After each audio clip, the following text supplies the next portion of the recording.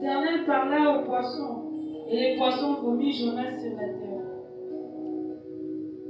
Un jour, le Seigneur a dit à Jonas d'aller à Ninive prêcher la parole. Mais Jonas a désobéi. Il dit, je ne pars pas là-bas. Je ne sais pas par quel moyen il a fait pour attraper un bateau qui partait vers Tarsis. Mais arrivé là-bas, les choses étaient compliquées. Et à la fin des comptes, Jonas lui-même a tiré au sort afin qu'on puisse les jeter dans l'eau. Et les poissons là avalent. Et dans le ventre des poissons, il fallait que quelqu'un puisse prier. Bien aimé, je n'ai jamais vu ces choses. Toi, tu es fils de prier. Tu es dans quelle situation? Regarde une personne dans le ventre de poisson. Il arrive à penser que je suis censé le prier. Et toi, tu y es à l'aise à la maison. Toi, tu es calme là-bas à la maison. Mais tu ne veux pas prier. Et le problème qui t'arrive, tu n'as pas de solution.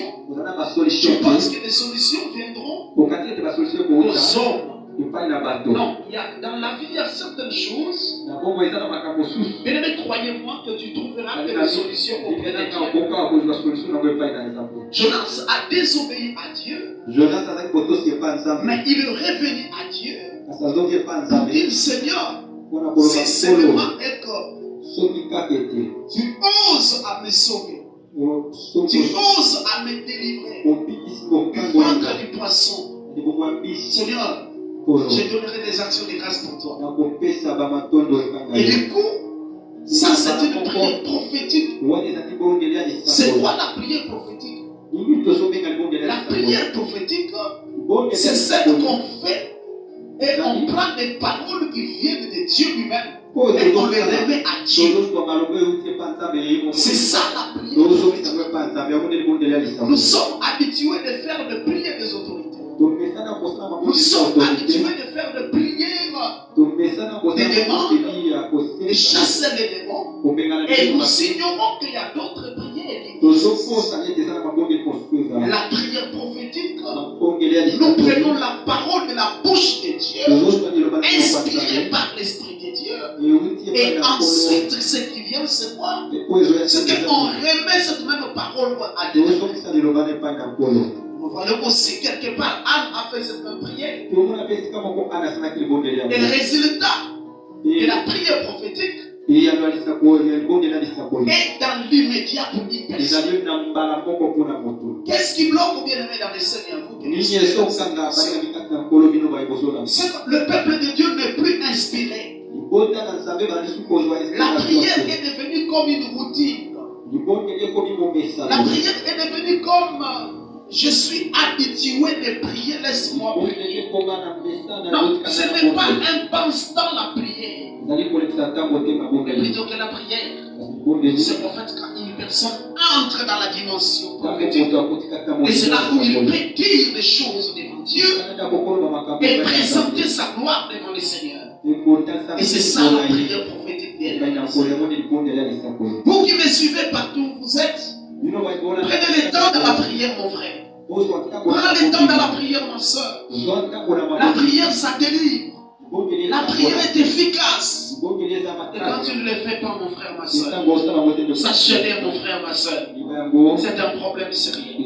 Tu as besoin de la prière. Nous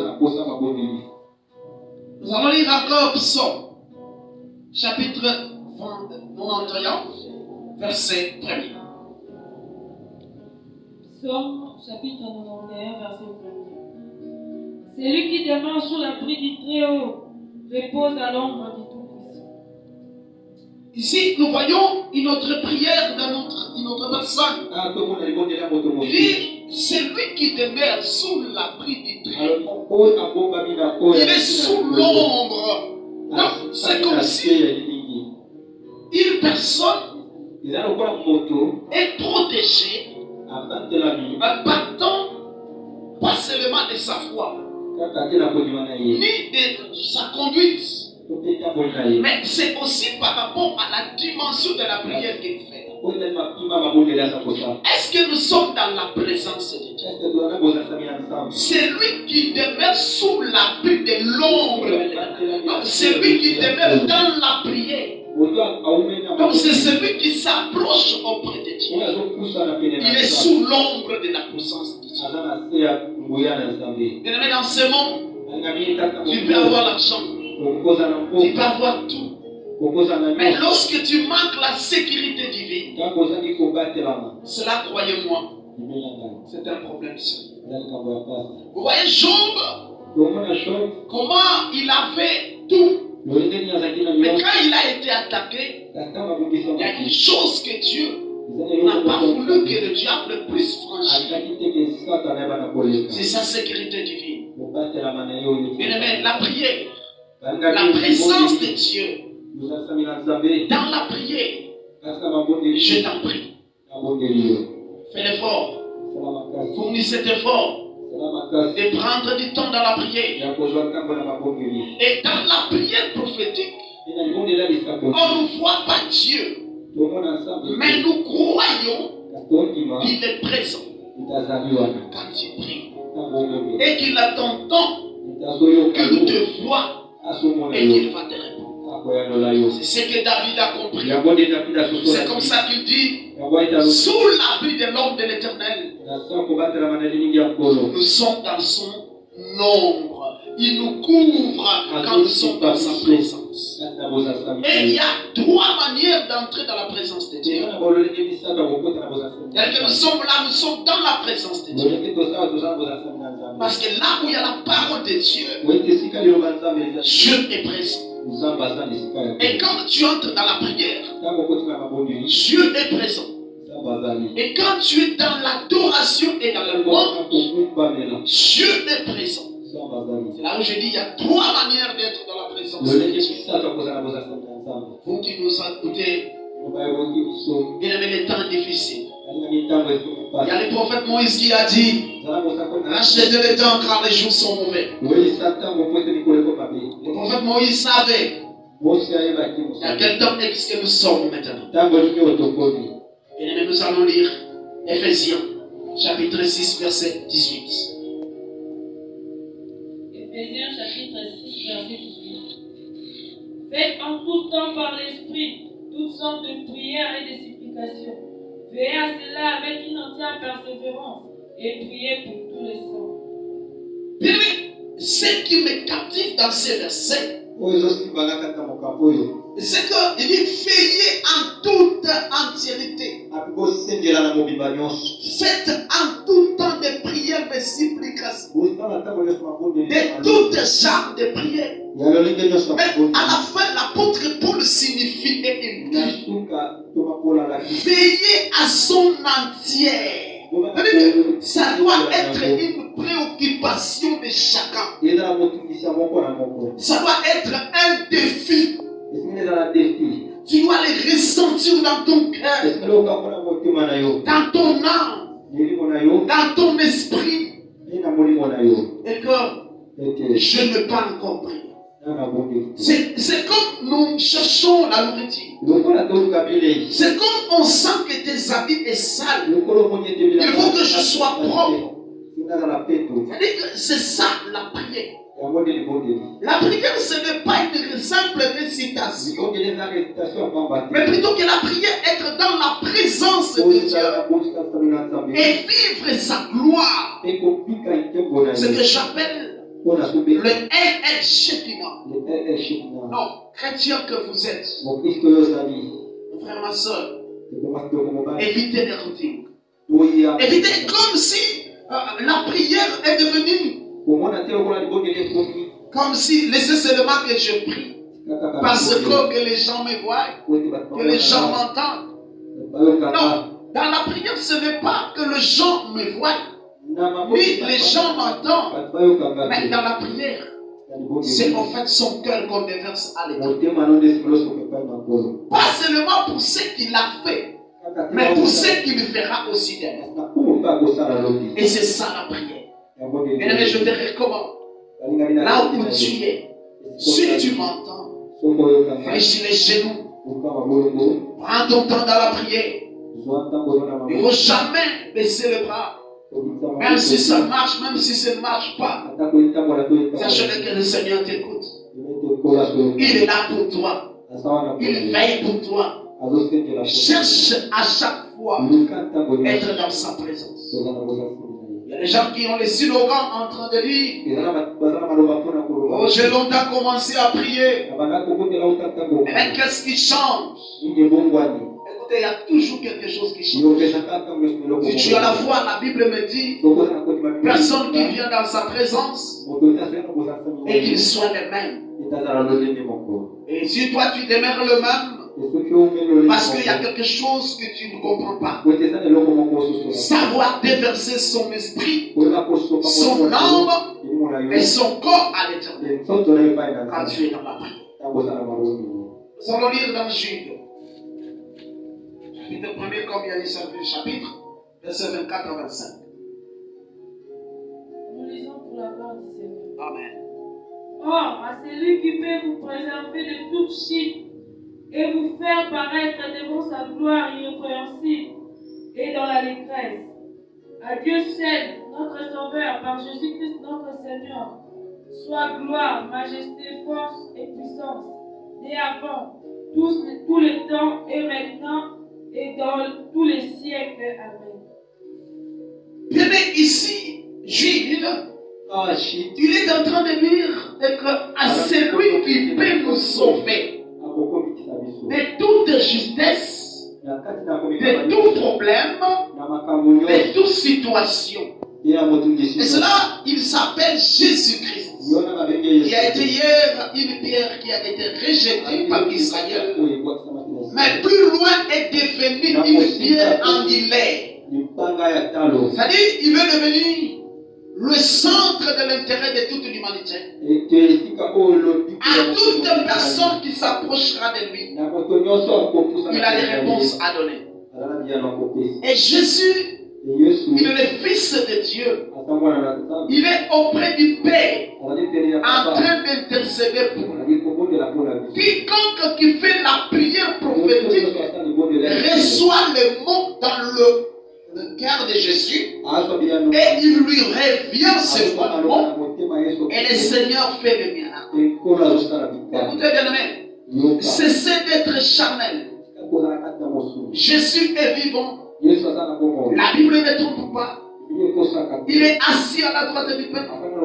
Il t'entend, il t'écoute. Le Dieu d'Israël ne dort pas de son nom. Et c'est celui qui nous sauve.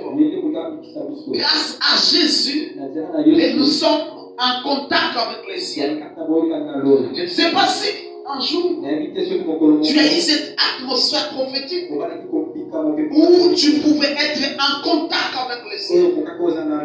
Et là, je parle de surnaturel. Vous savez, nous sommes habitués dans nos églises à des choses qui sont charnelles. Et c'est comme ça que nous avons avec des liturgies. Mais on ne sait pas comprendre le fond et la force du Saint-Esprit. C'est que ça peut créer. La prière est une bombe atomique pour les gens qui vivent dans les ténèbres. Et surtout personne qui se met dans la prière. Et surtout quand il est prophétique, le Seigneur s'imprègne et il fait des miracles. C'est Christ qui nous sauve. Cela n'est pas aujourd'hui seulement. Donc il a commencé depuis longtemps. Depuis des siècles et des siècles et des siècles. Jésus a commencé à sauver les gens.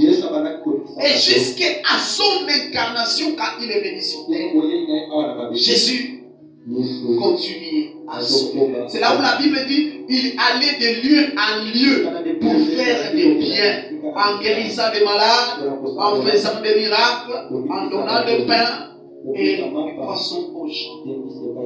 Voilà pourquoi mon frère, n'oubliez pas la prière. Prends ton temps dans la prière. Aimez la prière. Choisissez la prière. il est important. Nous allons lire dans Psaume chapitre 118, verset 5 à 7. C'est notre dernier verset, mon frère.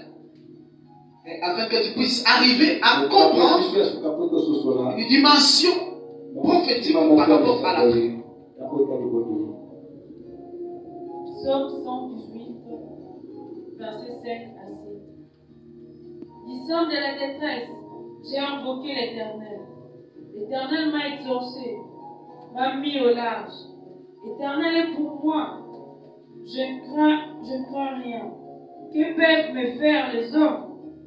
L'Éternel est mon secours, et je me réjouis à la vie de mes ennemis. Bien aimé, ici, un homme de Dieu, il avait tout. Il est Dieu, il avait du pouvoir. Et cet homme avait du succès pendant sa royauté. David. Mais cet homme dans sa vie, je suis surpris, il n'a jamais oublié la prière. Regarde-toi, tu n'as rien, mon frère, mais tu oublies la prière. Regarde-toi, tu te cherches encore, mais tu négliges la vie de prière. Regarde-toi, dans la famille où tu es né, plein de sorciers. D'ailleurs, ta tante qui te cherche mal. Regarde, tu négliges la vie de prière. Il y a même tes frères qui t'entourent dans ta parcelle où tu es. Ils se voient t'annoncer et que il y a des choses qu'on a enterrées. Mais voilà comment tu négliges la prière. Mais David, qui était un homme riche, il avait du pouvoir. Il n'a jamais négligé la prière. Il dit, dans la détresse, qui est-ce que je peux invoquer? Il dit, c'est l'Éternel que j'invoque. Il dit, c'est le secours de l'Éternel qui peut sauver une personne totale. Je ne sais pas. Tu as foi en quoi?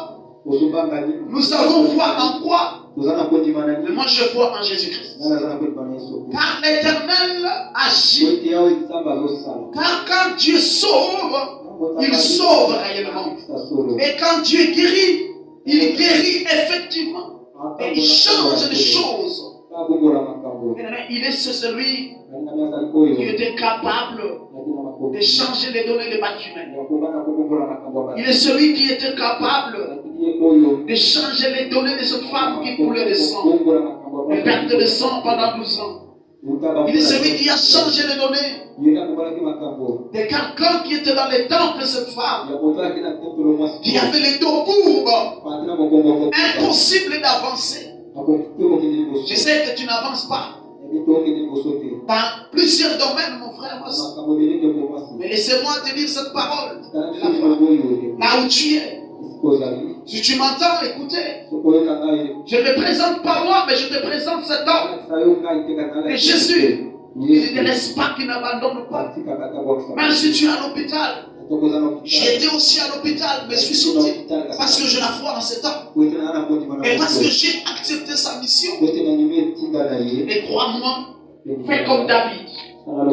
Il dit, dans les temps de la détresse, dans le moment de la souffrance, c'est dans l'Éternel que je crierai.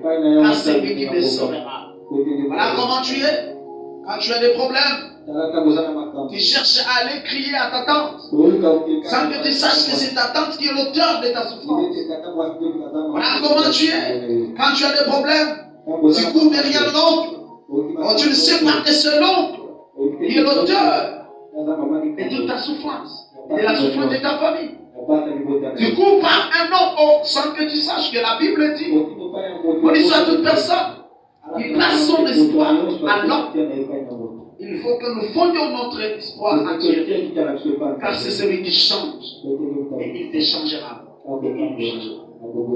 Bien-aimé, que le Seigneur te bénisse. Que le Seigneur te bénisse. Que le Seigneur nous bénisse. Rendez-vous les samedis soirs. Que le Seigneur vous bénisse. Au nom de Jésus-Christ. Amen.